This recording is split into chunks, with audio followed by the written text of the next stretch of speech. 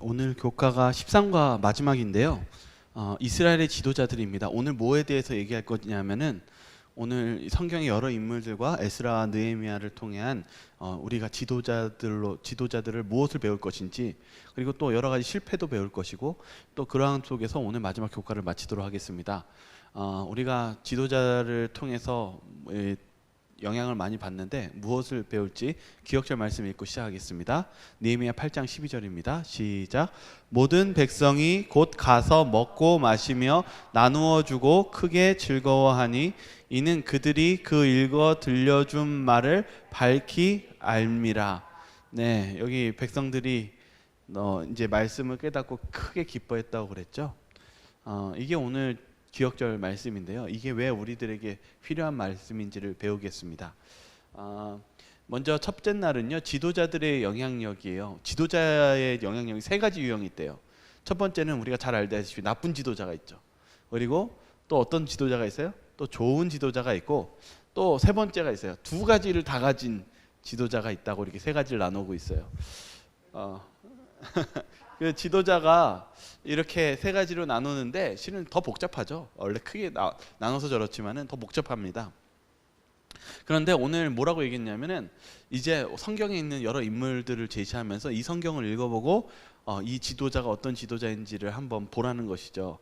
우리는 어떤 유형의 리더십을 우리가 볼 수 있는지, 그리고 나는 어떤 사람과 닮아 있는지도 한번 보시면서 우리가 어떤 지도자로 바뀌어야 되는지를 한번 제시해 주는 것 같습니다. 첫 번째가 르호보암입니다. 르호보암은 누구냐면 솔로몬의 아들이죠. 그래서 실은 남방 유다와 북방 이스라엘이 갈리게 된 계기가 이 르호보암 때문이죠.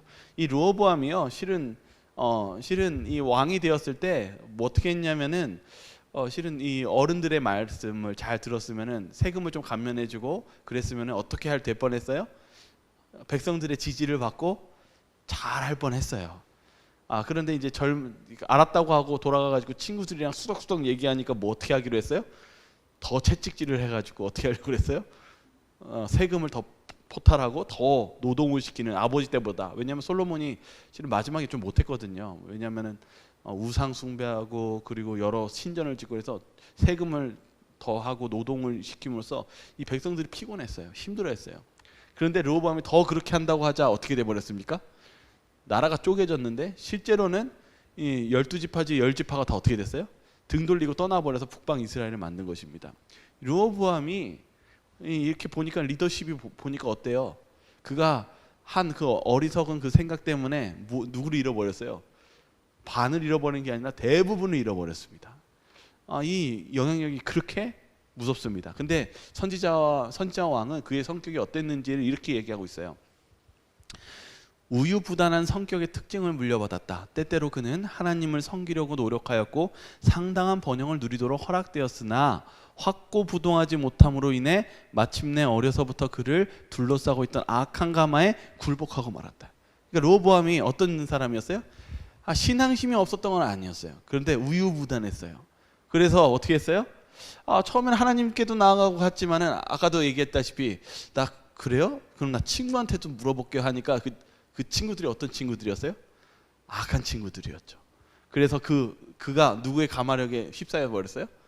악한 가마력에 휩싸여 버려서 그 나라가 완전히 통째로 흔들리는 그러한 영향력을 주었다는 사실입니다. 그러므로 이 리더에 있어서 이 르호보암을 통해서 뭘 느끼는 걸까요? 이거 지도자가 우유부단하면 됩니까? 안 됩니까? 안 된다라는 것을 또 배울 수 있습니다. 두 번째는요, 이제 베드로입니다. 베드로는 사도행전 15장 사건인데, 이 사도행전 15장 사건은 실은 원래 바울 사건이에요. 왜 그러냐면 바울이 이방에 전도를 하고 있었는데 예루살렘에서, 그리고 유대인 그리스도인들이 뭘 싫어했어요?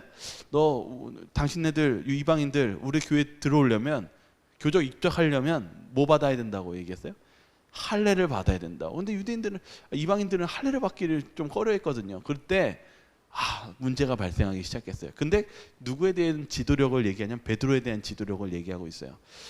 이 베드로가 뭐라고 얘기했냐면은 15장의 10절과 11절만 읽을게요.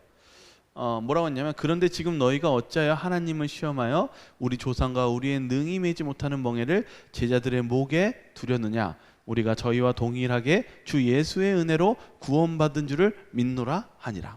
이 상황을 좀 더 알기 위해서 실은 우리가 좀 이 내용들을 좀 보기를 원합니다. 왜냐하면 이때 당시 어떤 사건이 있었냐면은 이 바울이 이방인들을 전도한 것에 있어서 유대인 그리스도인들이 좋아했을까요, 싫어했을까요? 어떤 사람들은요. 혹시 여러분들이 가까이 있던 사람들이 있는 건 좋은데 때로는 우리가 다른 사람들 모르는 사람 오면은 많은 분 어떤 몇몇 분들은 좋아합니까, 싫어합니까? 싫어할 때가 있고 또 모르는 척할 때도 있고 때로는 배척할 때가 있어요. 근데 이때 당시도 그런 일이 있었어요. 그래서 뭐라고 얘기했냐면은 인간의 지혜로 교역자들 주위에 많은 불필요한 제재를 가하고자 시도하였다. 이게 뭐냐면은 자신과 다른 그런 영향과 이방인들에 대해서 이 반대하고 싶은 사람들이 많아서 그들의 하는 사람들에게 이 회의 안에서 이 교회 회의 안에서 불필요한 무엇을 가하려고 했어요?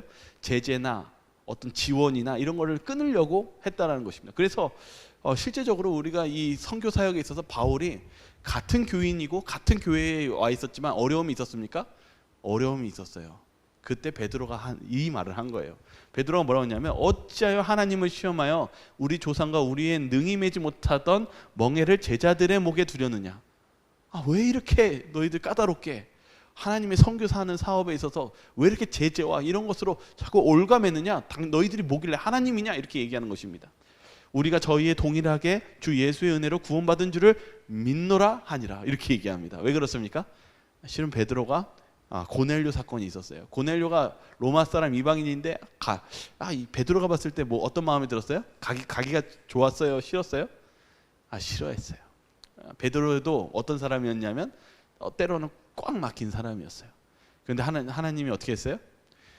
이 보따리에 부정한 짐승을 내려보내면서 이상 가운데 뭐라고 그랬어요? 너 이거 먹어 이렇게 얘기하니까 베드로가 저는 절대 먹을 수 없습니다. 이 부정한 짐승은 먹을 수 없습니다 이렇게 얘기하니까 이상하다. 내가 깨끗하다고 하는데도 왜 네가 자꾸 부정하다 하느냐. 알고 그 이상을 깨었을 때 그게 누구였습니까? 이방인에 대한 전도였습니다. 그래서 베드로가 그 고넬료가 성령을 받았다는 것을 깨닫고 어떻게 했어요? 회개했어요.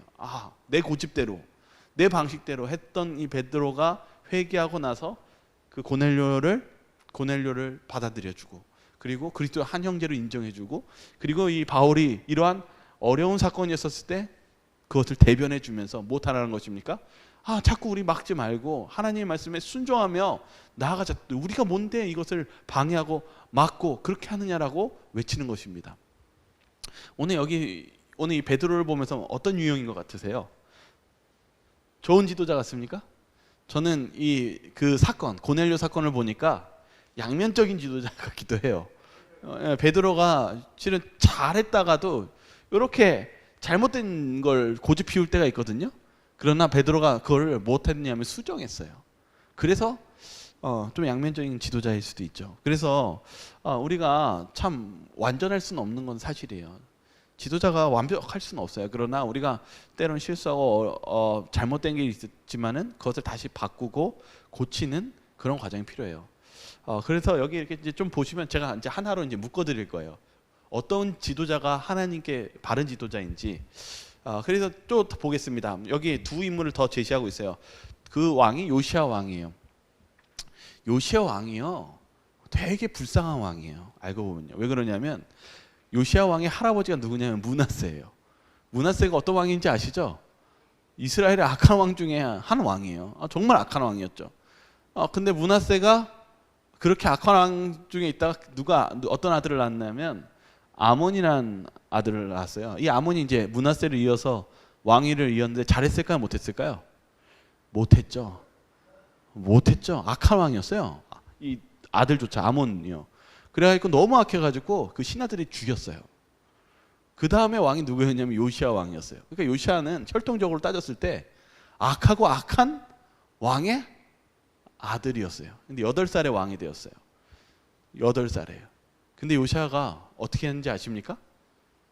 요시야가 우상신을 부셔버리고 하나님의 말씀대로 살고 좌우로 치우치지 않는 왕이 되어가지고 그 이스라엘이 어떻게 됐냐면 회복이 되고 다시 강성해지고 하나님께서 축복을 받은 왕이 되었어요. 그런데 이 되게 참 우리가 놀라운 것은, 그래서 선지자 왕은 이 부분에 대해서 요시아에 대해서 이렇게 설명하고 있어요. 새 왕이 비록 8세밖에 되지 아니하였으나, 이 요시아를 얘기합니다. 처음부터 하나님을 두려워했고, 요시아는 8살 때부터 누굴 두려워했냐면 하나님을 두려워했대요. 그의 할아버지와 아버지와 다르게요. 그리고 여호와 보시기에 정직히 행하여 그 조상 다윗의 모든 길로 행하고 좌우로 치우치지 아니한 까닭이었다. 이 8살 왕이 어떻게 했어요? 좌로도 치우치지 아니하고 우로도 치우치지 아니했단 말이 무엇입니까? 하나님 말씀대로 살았다는 거예요. 정석대로. 그러니까 왜냐하면 사람이라는 게 사람에 끌릴 때가 많이 있지 않습니까? 여기서 원할 때요. 그러나 거기에 끌리는 것보다는 하나님의 말씀대로 원칙을 지키려고 하는 왕이었대요. 8살 때부터. 그래서 어떻게 했냐면, 요시아는 악한 왕의 자녀로 태어나서 그 아버지의 발자취를 따를 수 있는 유혹에 쌓여 있을 뿐 아니라, 요시아는 어떤 기질을 가질 수 있었어요? 악한 아버지와 할아버지의 그런 영향적인 기질을 충분히 유혹을 받고 있었어요.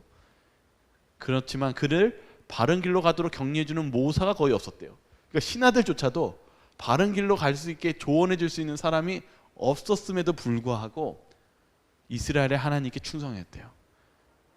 요시아 왕이 그렇게 어떻게 보면은 외롭게, 어쩌면은 두려운 마음속에 그가 왕이 되었지만은, 그가 어떻게 하기로 결심했어요? 하나님 말씀대로 살기로 했었을 때 그 나라가 강해지고 그 나라에 축복이 있었다는 사실입니다. 그래서 이 요시아 왕은 정말 그 백성들에게 좋은 영향력을 끼쳤습니까? 끼쳤어요. 그리고 변화를 시켰어요. 어떻게 보면 한 사람의 그 변화가 어떤 일을 벌어졌습니까? 이 전체의 나라의 백성들에게 큰 영향력을 주었죠. 그래서 지도자는 참 중요합니다. 그래서 이제 드보라는 사사예요. 근데 드보라는 어떠냐면, 이 전쟁에 있었을 때 그가 용기 있게 힘과 용기를 줘서 정말 그 전쟁에서 승리할 수 있도록 정말 정신적으로, 그리고 용기와 믿음을 줬던 선지자 사사였습니다. 그리고 이제 아합 왕이 있어요. 아합 왕은 잘 알다시피 북방 이스라엘 왕이에요. 근데 되게 잘 나갔던 왕이었어요. 되게 이 나라가 잘 되어 있었을 때. 근데 이 북방 이스라엘 왕이 누구랑 결혼했어요? 여기 주석은 뭐라고 얘기했냐면, 아주 이상스럽고 무서운 배도의 특징을 이뤘대요. 이 아합 왕은 이상한 왕이었대요. 왜 그러냐면 잘 나가고 있었기 때문에 굳이 사건을 일으킬 필요가 없거든요. 근데 누구랑 결혼했냐면 바알의 대제사장인 엘바앗의 딸 이세벨을 아내로 삼았대요. 누구랑 결혼했어요? 우상 숭배자 중에 바알의 대제사장, 최고 종교 지도자의 딸인 누구와 결혼했어요? 이세벨과 결혼하고 완전히 이스라엘의 풍지박산을 만들었어요. 왜 그러냐면, 아합은 여호와께 대한 예배를 버리고 바알 예배로 대체함으로 담대히 백성들을 가장 깊은 이교로 인도했다. 그러니까 가만히 있는 것도 지금 큰 문제인데, 그거보다 더 한 발짝 더 나아가고 모든 이스라엘 백성들에게 누구를 섬기라고 했어요? 하나님 섬기지 말고 누구를 섬기라고요? 바알 섬기기 위해서 이스라엘을 다 뒤집어 엎은 거예요. 그래서 엘리야가 못했어요. 비를 내리지 않게 해달라고 하고 투쟁한 거 아닙니까? 그러니까 지도자가 얼마나 큰 영향력을 가지고 있습니까? 정말 큰 영향력을 가지고 있습니다. 그런데 여기에 참된 지도자가 무엇인지에 대해서 한번 생각해 볼 필요가 있어요. 여기 묵상은 이렇게 얘기하고 있습니다. 지도자들에게 요청되는 특별한 자질과 능력이 있대요. 어떤 게 필요할까요? 똑똑한 게 필요할까요? 또 도덕성 필요할까요? 도덕성도 필요하고 다 필요하죠. 그런데 어떤 사람들은 이렇게 얘기합니다. 자질과 능력만 있으면 된다고 생각하는 사람도 있어요. 능력만 있으면 되지. 딴 건 괜찮아. 어떤 사람은 다 있는데 개인과 도덕성은 좀 무시해도 된다고 생각할 때가 있어요. 괜찮아. 이렇게 얘기할 때가 있어요. 그러나 중요한 것은 하나님의 백성의 지도자는 어떤 사람이 되어야 될까요? 누구보다 그 구성원들의 모본이 되어야 한다고 얘기하고 있어요. 근데 실은 교과는 잘 읽어보면 또 다른 이야기를 하고 있어요. 진짜 중요한 지도자는 어떤 사람이 지도자가 되어야 될까요? 좀 이따 더 보겠지만요, 여기에 하나님이 계셔야 돼요. 여기 보면은 여기 성공의 비결은 무엇이었냐면요, 베드로, 요시야 다 뭐였냐면 연약한 사람이었어요. 베드로도 연약한 사람이었지만 실수했지만 어디로 돌아갔어요? 하나님의 방법과 하나님의 하시는 말씀대로 사는 그 하나님을 의지하는 가운데 힘이 있었습니다. 그러니까 실은 중요한 것은 지도자는 하나님을 의지하고 하나님 안에 있는 사람이 돼야 됩니다. 그것이 성공의 지름길인 것입니다. 그래서 여기 이제 그것에 대해서 이제 계속 볼 것입니다. 여기 보시면 이제 두 번째는 하나님의 눈에 악함이에요. 여기 성경절을 읽어보고 이 지도자들의 어떤 또 영향력을 끼쳤는지에 대해서 이야기하고 있어요. 이번 거는 나쁜 내용입니다. 여기 보시면 열왕기상 15장 26절과 34절은 나답과 바하사에 대한 이야기입니다. 그때 성경절에 뭐라고 적혀 있냐면 이렇게 적혀 있어요. 그가 여호와 보시기에 악을 행하되 그의 아버지의 길로 행하며, 이렇게 적혀 있고, 두 번째는 누굴 제시하고 있냐면 이스라엘 왕 여호아하스에 대해서 이렇게 적혀 있어요.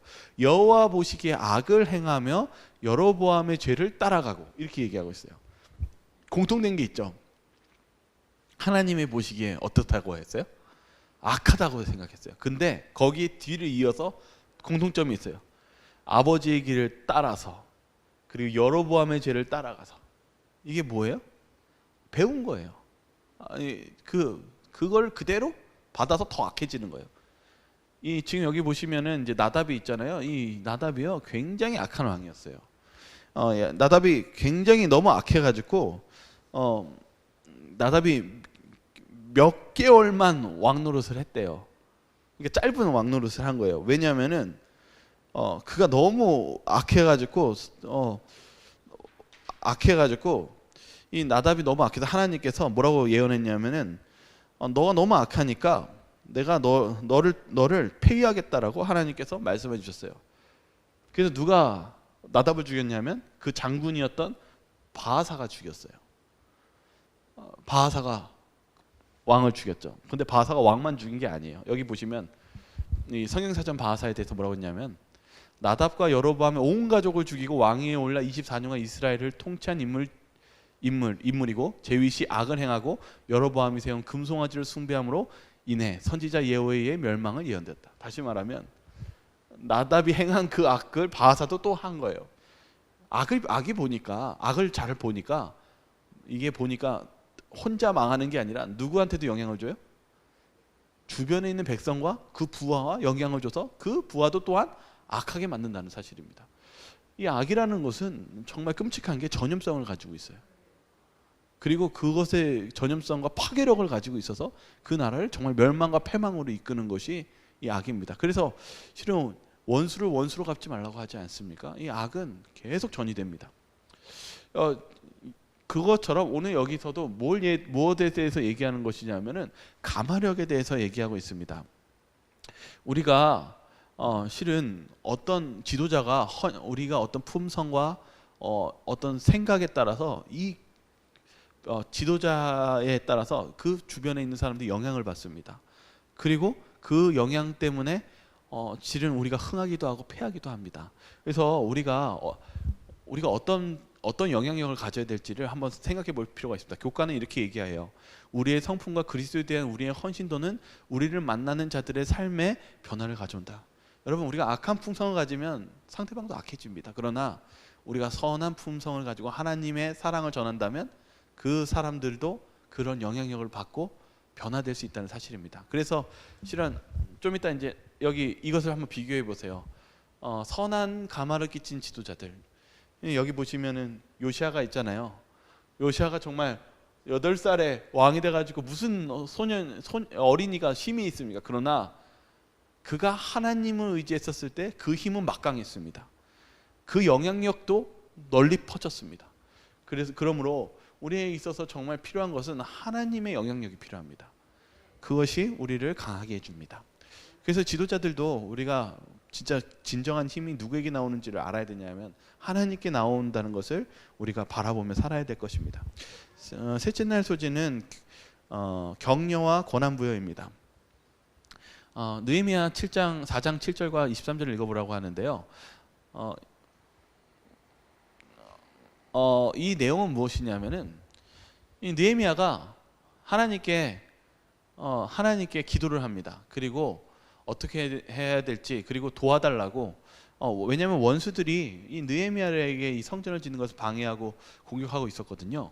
그럴 때 느헤미야가 어떻게 합니까? 여기 9절에 한번 읽어볼게요. 우리가 시작. 우리가 우리 하나님께 기도하며 그들로 발미암아 파수꾼을 두어 주야로 방매하는데, 하나님 지금 원수들이 이 성전을 부시겠다고 하고 방해하겠다고 하는데 어떻게 합니까? 라고 기도하고 도와달라고 기도하는데 그렇게 끝납니까? 아니에요. 여기 뭐라고 적혀 있어요? 기도하며 그들로 말미암아 누굴 뒀대요? 파수꾼. 그러니까 느헤미야는 기도만 한 게 아니에요. 무엇도 했어요? 파수꾼을 두어서 그 성전을 지켰습니다. 그러니까 우리가 신앙생활할 때 지도자에 대해서 오늘 뭘 얘기하냐면은, 지도자는 기도만 하고 멈추는 것이 아니라 무엇 해야 될까요? 실은 각 위치의 사람들과 자기의 각 직분마다 그 역할 속에서 해야 될 일을 할 일을 하는 것이 이 지도자의 역할이라는 사실입니다. 그래서 여기서도 교과는 얘기해요. 느헤미야는 아무 문제 없어, 하나님이 다 해주실 테니까 라고 말하지 않았다. 대신 그는 백성들로 하여금 각자의 역할을 하게 했다. 그들은 검과 다른 무기를 든 채 성벽을 건축했다. 기도만 하는 것이 아니라 기도하는 가운데 우리가 해야 될 일들을 하는 것이라는 것입니다. 그래서 선지자 왕도 이렇게 얘기하고 있어요. 느헤미야는 주 앞에 울고 기도하고 나서 그의 의무를 다했다고 생각하지 아니하였다. 그는 그가 종사하는 사업의 성공을 위하여 열렬하고 경건한 노력을 경주함으로써 그의 탄원의 거룩한 노력을 결합시켰다. 우리가 기도 가운데 무엇도 같이 필요해야 되냐? 우리의 노력도 같이 포함되어 있다는 거예요. 신앙은 우리가 그냥 말로서만 하는 것이 아니라 행동과 하나님의 말씀대로 하는 노력도 같이 이루어져야 된다는 사실입니다. 여기 그 선지자 왕에 대해서 교과는 하나 집어넣더라고요. 느헤미야 원수들이 그들의 권세하에 끌어놓지 못한 이유는, 그러니까 원수들이 느헤미야를 이기지 못한 이유는 하나님의 사업에 대한 느헤미야의 굳은 헌신과 하나님에 대한 똑같은 굳은 신뢰심 때문이었다. 제가 오늘 이게 두 가지를 얘기하고 있어요. 지금 오늘 화요일 소지는 뭘 얘기하냐면, 지도자에게 필요한 것은 하나님에 대한 신뢰심, 무슨 기도만 있는 것이 아니라 무엇도 필요해요? 헌신이요. 내가 하나님께 드리는 헌신이요. 그것도 같이 가야지만이 하나님께서 느헤미야를 원수의 손에서 끌어가지 못하게 하셨다는 것입니다. 그러니까 우리가 헌신도 필요하다는 것이 오늘 이 화요일 소지의 내용입니다. 넷째 날입니다. 수요일 소지 목적과 열정입니다. 여기 보시면은 질문에서 성경절을 읽고 느헤미야의 삶을 이끈 원동력이 무엇이었는가라고 얘기하고 있어요. 여기 교과는 뭐라고 했냐면은, 훌륭한 지도자들에게는 저마다 목적이 있다. 그러니까 느헤미야나 에스라는요 목적이 있었어요. 어떤 목적이 있었습니까? 여기 성경절 읽어보면 느헤미야 먼저 2장을 보죠. 느헤미야가 왕과 대화하는 장면이에요. 느헤미야가 막 울고 있었어요. 막 속상해하고 울고 있었어요. 그리고 왕이 그렇게 속상해하는 표정, 원래는 속상해하는 표정을 안 지려고 했는데도 워낙 금식하고 그러고 있으니까 초췌하니까 왕이 느헤미야가 뭐 한지 알고 있었어요? 고민하고 괴로워하는 걸 알고 있었어요. 그러니까 어떻게 합니까? 야, 네가 왜 그렇게 속상해하느냐 이렇게 얘기했어요. 왜 느헤미야가 뭐 때문에 속상해하고 있었어요? 성전이 건축되지 않고 정지되어 있고 그 백성들이 흐지부지 흩어진 걸 보고 너무 괴로워했었잖아요. 그러니까 느헤미야에게는 뭐가 있었냐면 목적이 있었어요. 어떤 목적이 있었습니까? 하나님의 성전이 무엇 되기를 소망하고 있었어요? 재건되고 완성되기를 소망하고 있었어요. 왜냐하면 하나님께서 성전이 건축되라고 약속해 주셨는데 그것이 지체되었을 때 얼마나 가슴이 아프겠습니까? 그래서 여기 보시면은 이렇게 성경은 적혀 있어요. 그때 왕후도 왕 곁에 앉아 있었더라. 왕이 내게 이르시되 내가 몇 날에 다녀올 길이며 어느 때에 돌아오겠느냐 하고 왕이 나를 보내기를 좋게 여기시기로 내가 기한을 정하고. 여기 느헤미야 2장 6절은 바로 그가 간절히 원하면서 왕에게 부탁을 합니다. 그것은 무엇입니까? 하나님의 성전을 짓게 해달라고 부탁합니다. 그래서 느헤미야가 그 왕의 부탁 속에서 그 목적이 나타나고 있어요. 바로 하나님의 전과 그리고 하나님의 그 일이 완성되기를 소망합니다. 그 목적을 완성하기 위해서 선지자 왕은 뭐라고 얘기했냐면 느헤미야가 이 현명한 숙려한 단호한 행동과 모범은 모든 그리스도인에게 교훈이 되어야 한다. 뭐라고 얘기했냐면 우리가 느헤미야를 통해서 이것이 교훈이 되고 배워야 되는 리더십이라는 사실입니다. 느헤미야가 어떻게 했습니까? 하나님의 그 일을 위해서 이 백성들이 그때 뭐 어떤 상황이었냐면 다 흩어진 상태였고 신앙심도 떨어져 있었고 자포자기한 상태였어요. 그때 느헤미야가 다시 그들에게 해야 될 일을 맡기고 그리고 격려하고 그 일을 할 수 있도록 사역을 위해서 에스라와 같이 그 신앙적인 부흥을 일으키려고 했습니다. 그것에 대해서 주석은 이렇게 얘기합니다. 느헤미야는 그 영광을 자기의 빼어난 인격이나 그의 놀라운 재치나 정력에 돌리지 않고 사실 그대로를 말하였다. 그는 자신의 성공이 그를 붙들고 계신 하나님의 선하신 손 때문이었다고 선언하였다. 느헤미야가요 못하지 않았냐면요 자신의 능력을 위지하지 않았어요. 그리고 뭐라고 했어요? 이 모든 일은 누구 때문에 가능하다고 고백했어요? 하나님의 선하신 손 때문이었다고 선언했다고 얘기하고 있어요. 제가 이것을 오늘 왜 얘기하냐면은 그가 성공했던 비결이 여기 있었다는 것입니다. 하나님은 그가 자신을 높이지 않았기 때문에 그에게 지혜를 주셨다. 우리가 이 아까 오늘 처음부터 끝까지 실은 연결하는 것의 결론은 뭐냐면 좋은 지도자는 어떤 지도자일까요? 맞아, 하나님을 의지하고 그리고 하나님의 힘과 능력에 우리를 맡기는 것입니다. 실은 베드로도 마찬가지고 그리고 악한 왕의 차이점은 무엇이었냐면 베드로도 부족했어요. 근데 베드로가 실수했지만 어떻게 했습니까?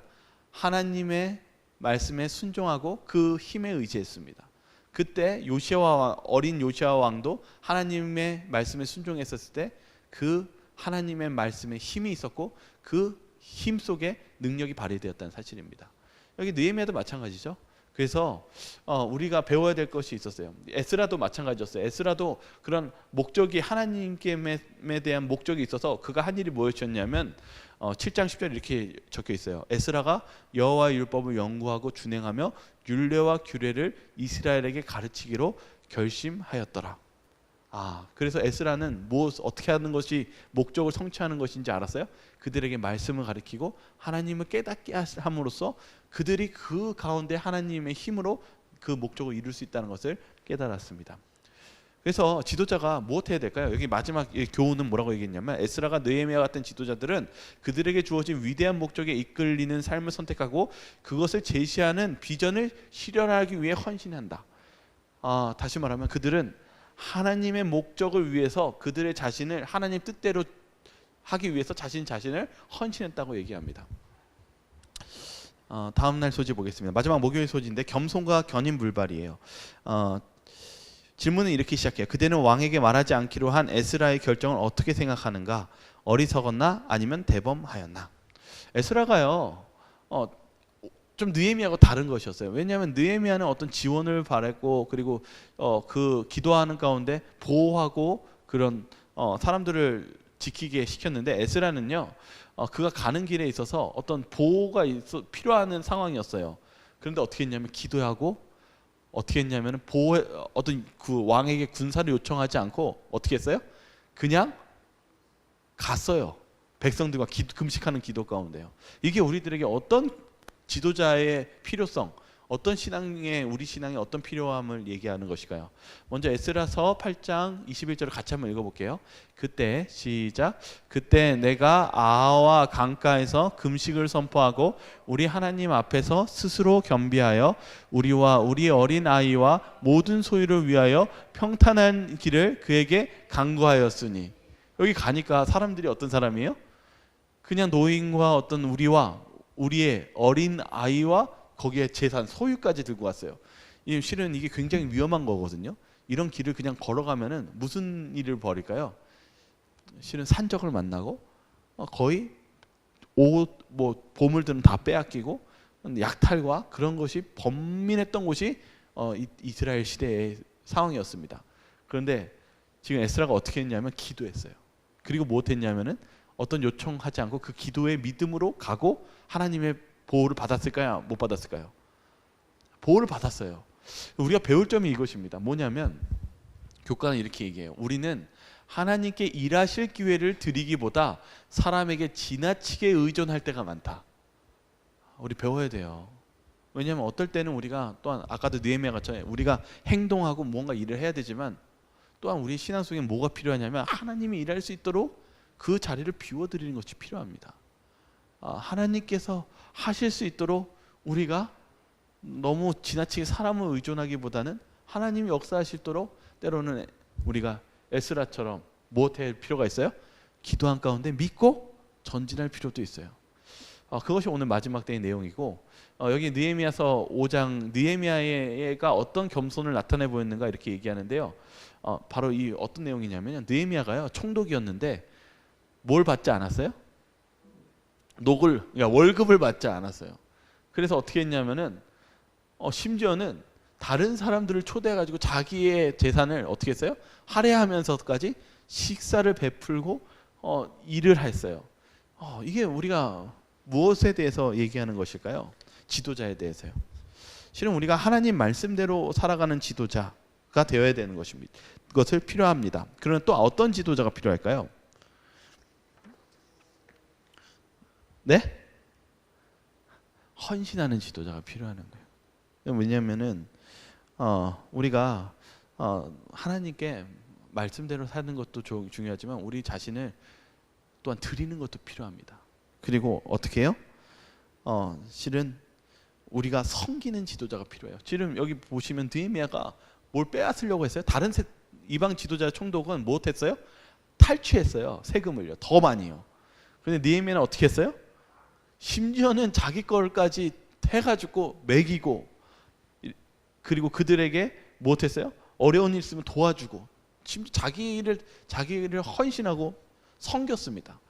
정말 이 내용 속에서 실은 뭐가 다 있냐면은 예수 그리스도의 모습이 다 나타나 있지 않습니까? 섬기는 리더십, 그리고 예수님의 하나님의 방법대로 하는 그 순종하는 리더십, 그리고 하나님의 말씀대로 살아가는 그런 좌나 우로 치우치지 않는 그 겸손하고 그리고 하나님의 말씀대로 따라가는 그런 리더십 속에 우리가 그런 지도자가 되어야 된다는 것을 오늘 나타내고 있습니다. 그러므로 오늘 교과는 마지막 우리가 어떤 지도자가 되어야 될까 속에서 아주 단순하게 이렇게 정리하면 좋을 것 같습니다. 바로 우리가 예수 그리스도대로 따라가는 그런 지도자가 되어야 될 것입니다. 우리가 그런 지도자가 되길 바라면서 오늘 교과를 마치도록 하겠습니다. 네, 우리